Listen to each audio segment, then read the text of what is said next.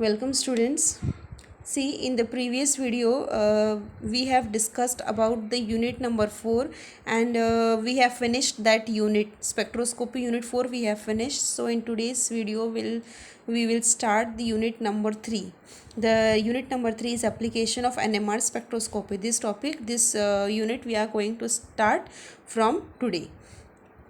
So in this these are the topics which we have to cover in this.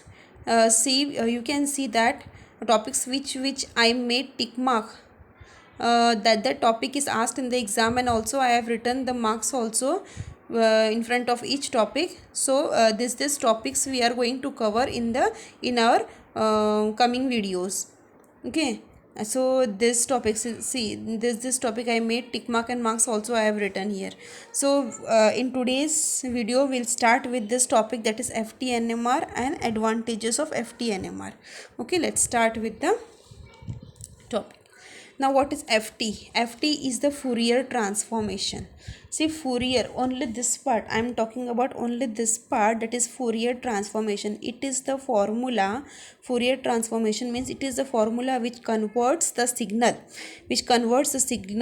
from one phase two other phase, convert the signal, जो मतलब ऐसे signals को convert करता है जो हम लोग रीड नहीं कर सकते, जो कुछ भी समझ में नहीं आता, उस सिग्नल्स को ऐसे सिग्नल में कन्वर्ट करता है जो प्रॉपरली हम लोग डिटरमाइन कर सकते हैं, प्रॉपरली हम लोग रीड कर सकते हैं और समझ सकते हैं, ऐसे सिग्नल में कन्वर्ट करता था. तो ये एक मैथमेटिकल फार्मूला है, फोरियर ट्रांसफॉर्मेशन.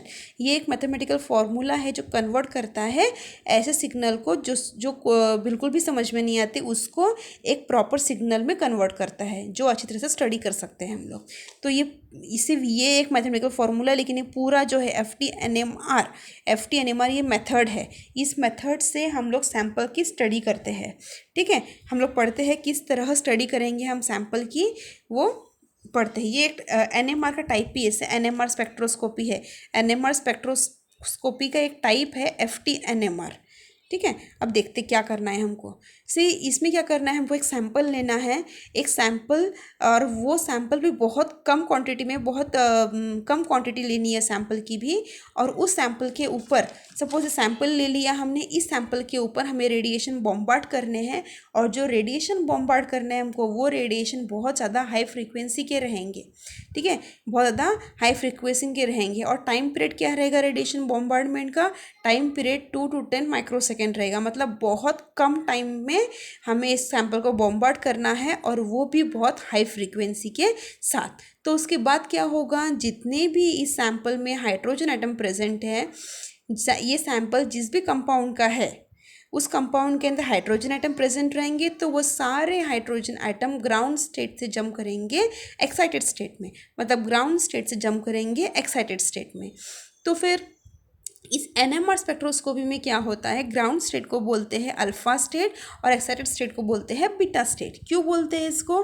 क्योंकि इसमें ये NMR में क्या होता है, जो हाइड्रोजन प्रेजेंट्स होते हैं ग्राउंड स्टेट में, वो सपोज इस स्पिन में है, तो इनका एम क्या होता है कि ये जो हाइड्रोजन ग्राउंड स्टेट में प्रेजेंट है, वो इलेक्ट्रोमैग्नेटिक रेडिएशन, जो हाई फ्रीक्वेंसी के रेडिएशन हम लोग बॉम्बार्ड कर रहे हैं, वो रेडिएशन एब्जॉर्ब करना, और उतना एब्जॉर्ब करना कि उसका स्पिन यहाँ से यहाँ पे चेंज हो जाए. इतना रेडिएशन एब्जॉर्ब करना कि इसका स्पिन ग्राउंड स्टेट से यहाँ पे जाने के बाद चेंज हो जाए. तो इसलिए हम लोग इसको अल्फा स्टेट बोलते हैं, इसको बीटा स्टेट बोलते हैं NMR स्पेक्ट्रोस्कोपी में. ठीक है, तो अब क्या हो रहा है, अब हमने सैंपल ले लिया, सैंपल को हमने हाई फ्रीक्वेंसी से बॉम्बार्ड कर दिया, और कितने समय तक बॉम्बार्ड किया? बहुत कम समय तक, 2 to 10 माइक्रोसेकेंड तक ही बॉम्बार्ड किया. उसके बाद क्या हुआ, उसके बाद हमारे जो प्रोटॉन है इस सैंपल में जो प्रेजेंट है, वो सारे प्रोटॉन जंप हो गए ग्राउंड स्टेट से एक्साइटेड स्टेट, या हम लोग बोल सकते हैं तो proton jump from the alpha spin state to beta spin state, ऐसे बोल सकते हैं हम लोग, alpha spin state to beta spin state. उसके बाद क्या होगा, यहाँ से यहाँ पे जंप हो गए, सारे प्रोटॉन के स्पिन चेंज हो गए. अब क्या हो रहा है, यहाँ पे आने के बाद वो अनस्टेबल हो गए प्रोटॉन. अब फिर वो रिलैक्स होना शुरू होंगे, रिलैक्स होके नीचे आना शुरू होंगे.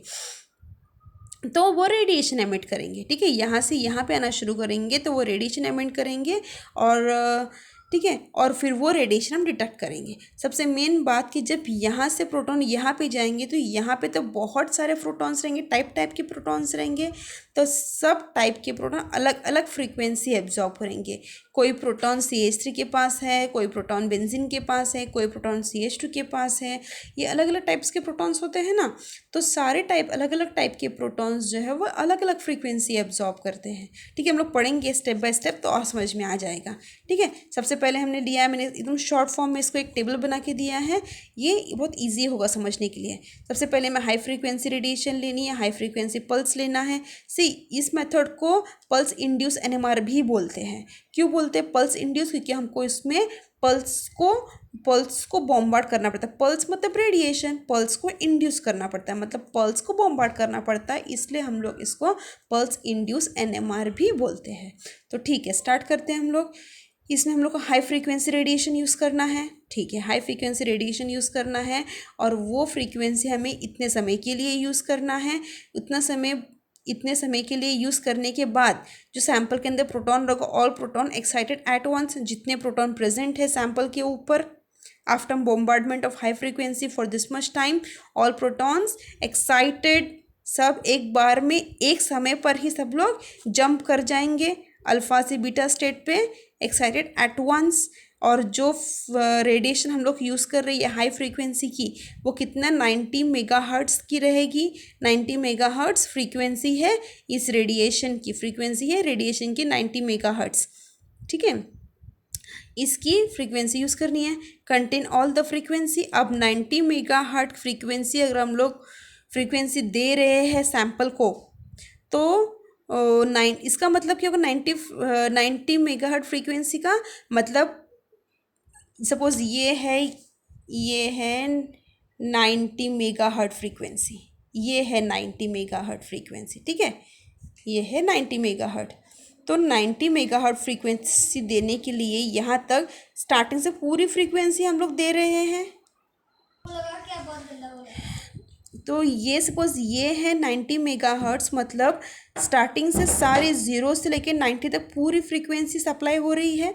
एकदम 90 मेगाहर्ट्ज़ सप्लाई नहीं कर रहे ना, स्टार्टिंग से वोल्टेज इंक्रीज़ कर रहे 0 1 2 3 4 ऐसे 90 तक हम लोग 90 तक मेगाहर्ट्ज़ फ्रीक्वेंसी सप्लाई कर रहे हैं।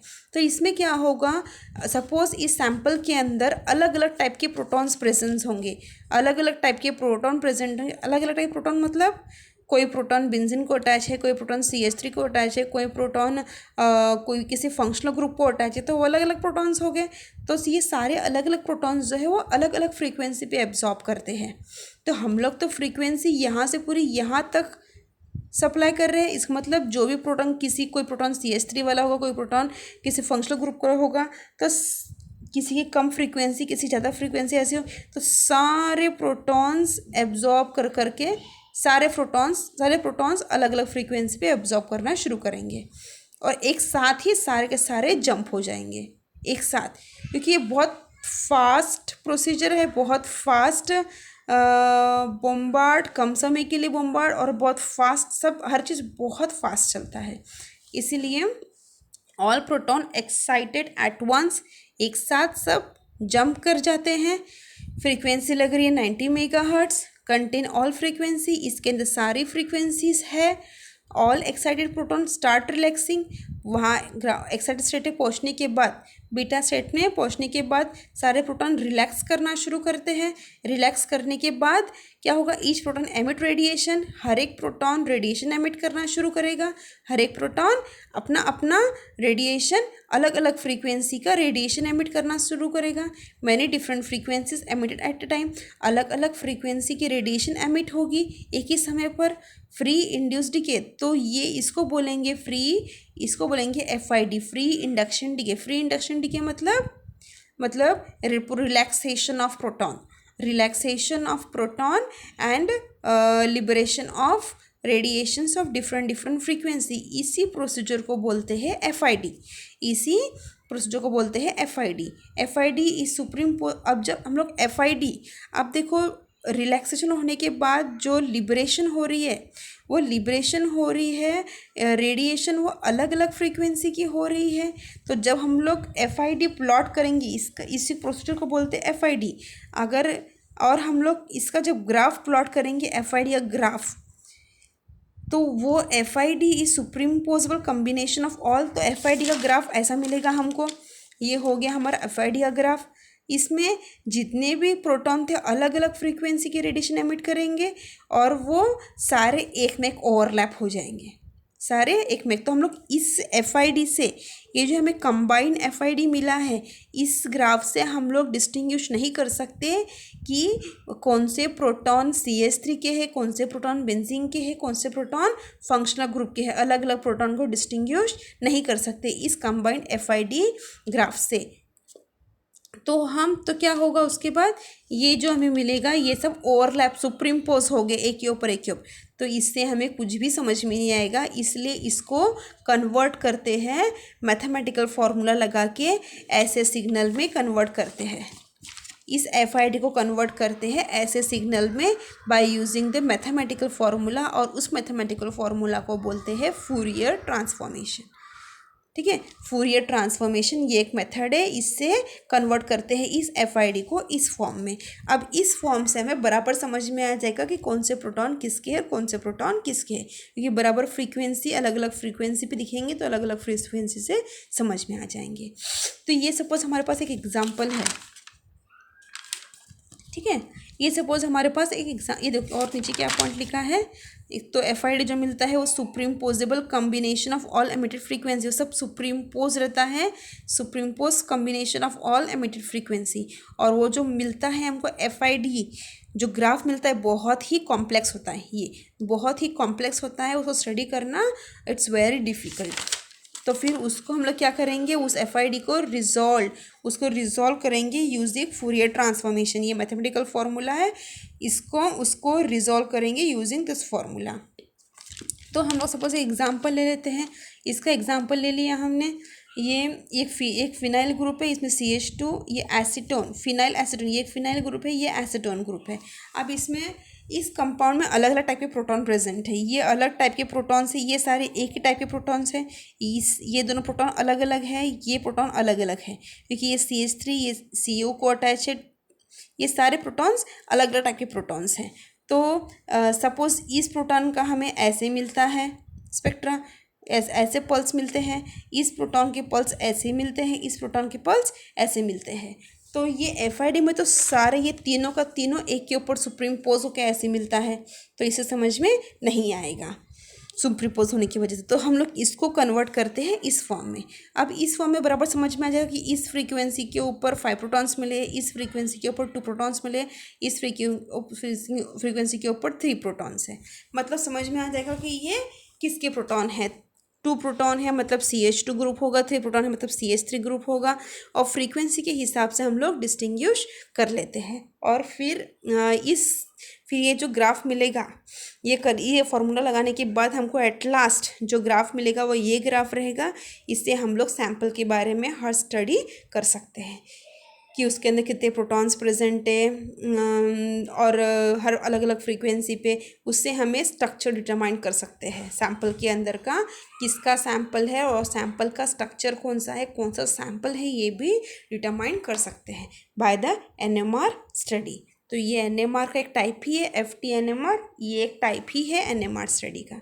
Okay, so here we have finished this topic. Say description, whatever I've told you up till now, all the description of FT-NMR, everything I have given you in point by point. ठीक है, ये description में ऐसे इस type का description लिखना है तुमको पॉइंट बाय पॉइंट। ठीक है, ये देखो सारे डिस्क्रिप्शन मैंने सीक्वेंस में सब लिख के दिए हैं। तो अब हमने पढ़ना है एडवांटेजेस। एक बार फिर से देख लो ये कैसे किस फॉर्म में लिखा है। देखो इस फॉर्म में अगर तुम लोग डिस्क्रिप्शन नहीं भी लिखते हो और इस फॉर्म में सारा लिख के आते हो तो भी फुल मार्क मिल जाएंगे, क्योंकि इससे ही समझ में आ जा रहा है कि सीक्वेंस क्या है। ठीक है, इस फॉर्म में तुम्हें लिखना है, और ये फिगर्स बनाने, ये पल्स रेट बनाने ज़रूरी है। ये कैसे भी बना लो, ज़रूरी नहीं है ऐसा एग्जैक्ट ऐसा ही आना चाहिए, कैसे भी कि कैसे भी बना सकते हो, बस मोटा मोटा मोटा मोटा दिखना चाहिए और उसे शेड कर लेना, ताकि मतलब दिखे कि सब जितने भी ये है ये सारे सुप्रीम पोज हो गए, वो दिखना चाहिए बस। इसे डार्क डार्क डार्क डार्क से कैसे भी बना सकते हो। और फिर ये भी दिखाना है तुमको, इसका एग्जाम्पल देके बताया मैंने है कि ऐसे हमें एट लास्ट ऐसा ग्राफ मिलता है। ये मैंने पॉइंट्स वाइज लिख के दिए हैं सारे, और ये ठीक है। सो नेक्स्ट वीडियो में हम लोग से एडवांटेजेस स्टडी कर लेते हैं। Thank you.